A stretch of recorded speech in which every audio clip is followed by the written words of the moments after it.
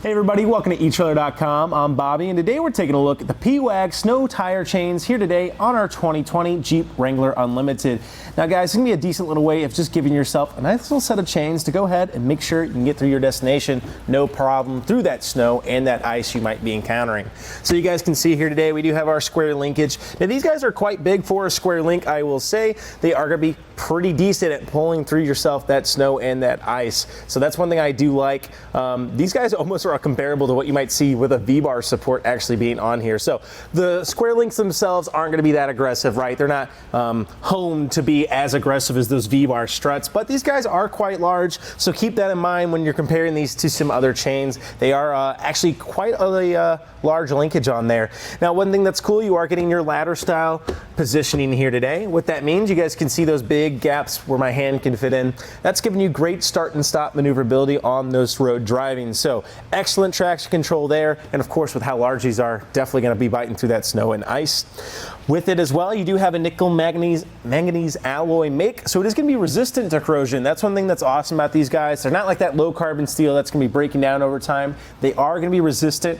However, getting all that kind of salt and everything else off of it can be very helpful to keep these guys in working order for the years to come. A little bit of oil as well can go a long way of just treating these guys, especially in the off seasons. That way they're ready to go the next time you need them.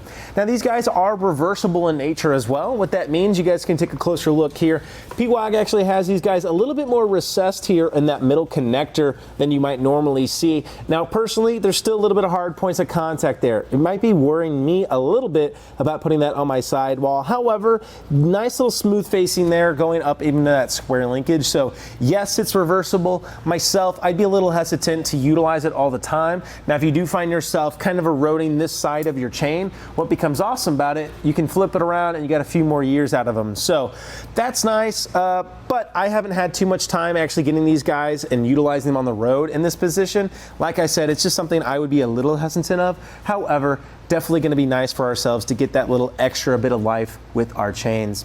Well, it's not going to take us too much time to actually get these guys installed. Keep in mind, we do have it here on our rear wheel. That is because most of your Jeep Wranglers Unlimited are going to be a rear wheel drive vehicle. Make sure to check your vehicle's owner's manual guide to make sure yours is the same. Let's go ahead and see how we can get this installed. All right guys, to go ahead and start getting it installed, what you want to do is lay out your chains just like so. What we're looking for here, any kind of kinks or any of our links that are getting bound up on each other. Now one thing that's kind of cool about these guys, probably not going to take you too much time to walk them out. They are manufactured, of course, just to simply walk out. If you do have these guys binding, simply just taking them like so usually does the trick. Of course, just rolling a little bit with your hand can kind of get them undone. So one thing that's kind of cool about these guys is they are quote unquote reversible, as we mentioned before. So you could go ahead and put it with these guys facing it. Now, like we said earlier, I'm not the biggest fan of these hard points of contact. So yes, they are kind of more recessed, more out of the way, but you can still see we have just that little bit right there that is a little bit harsh. So for me, I'm primarily only going to utilize the underside here, which is our smooth side. Therefore, we're not going to have that hard point of contact. And those guys on a lot of different chains can end up scraping and puncturing and kind of damaging your tire. Now, Pewag says you can go ahead and reverse these guys, and they are a lot more recessed, like we said. So nothing I'm going to be as worried about as a regular chain, but still not going to be my first use on that guy. I'm probably going to go to the other side. Hopefully our chains are going to hold up well. Nice that we have the option, of course, to flip them around though if we need to. But we can go ahead and bring ourselves to the center here. As I do so, I just simply want to kind of grab towards the middle here. And then I just want to simply wing my arms out like this. What that allows you to do, get this away from your rim and set it here on your tire. Getting that to kind of hold itself right in place. Looks like we are sitting pretty well there. We have a little bit of extra slack here, so let me go ahead and see how that's going to sit.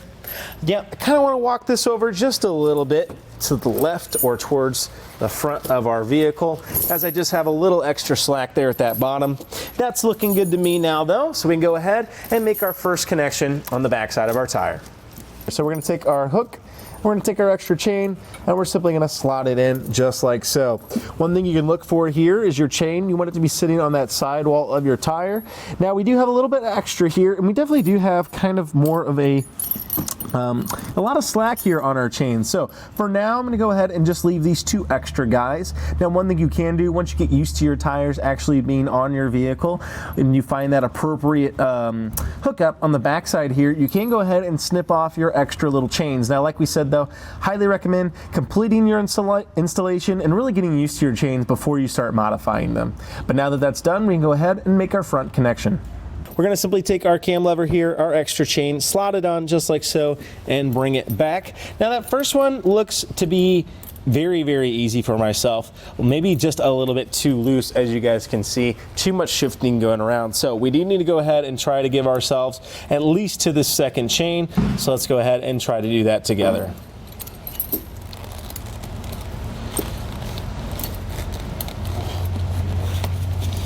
Trying to get my chain slid down my lever and to pull it back.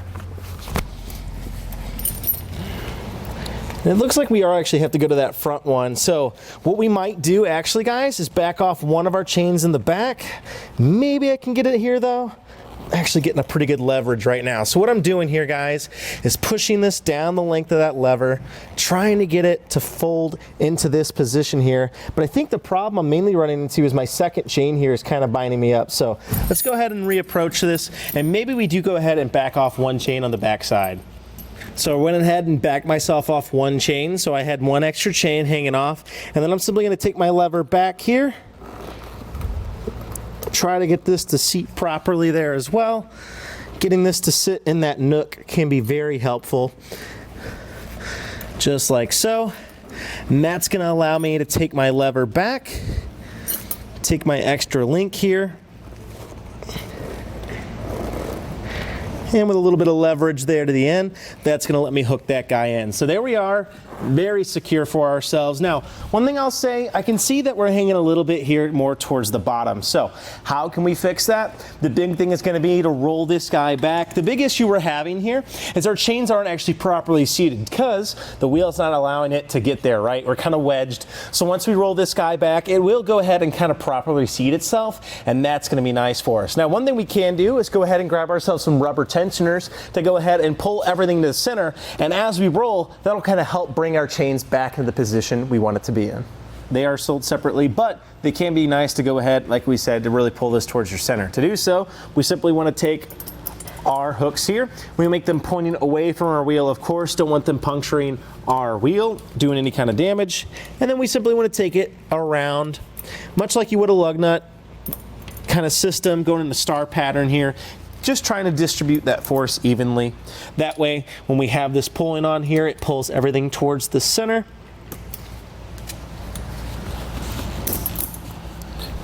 And one last connection here.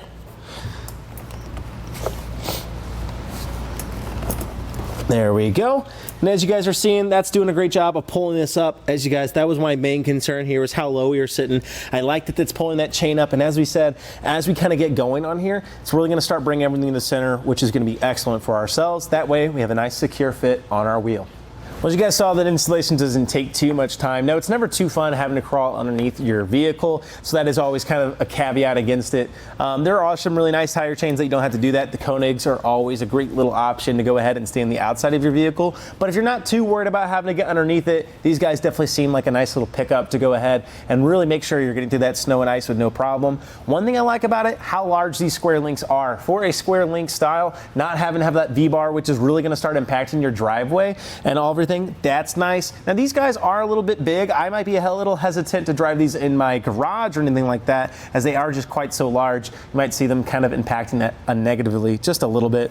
It will have this canvas case. Now, these guys are kind of nice. They're a little bit more durable than some of the other canvas out there. However, they can still easily eventually become kind of a little soggy, a little gross as you're putting wet chains in there. So you can't really beat just getting a plastic tote and keeping that inside your vehicle somewhere. That way you always have your chains ready, and if you do have to take them off or on, you have a nice place where you're not getting all that wet sludge inside your vehicle.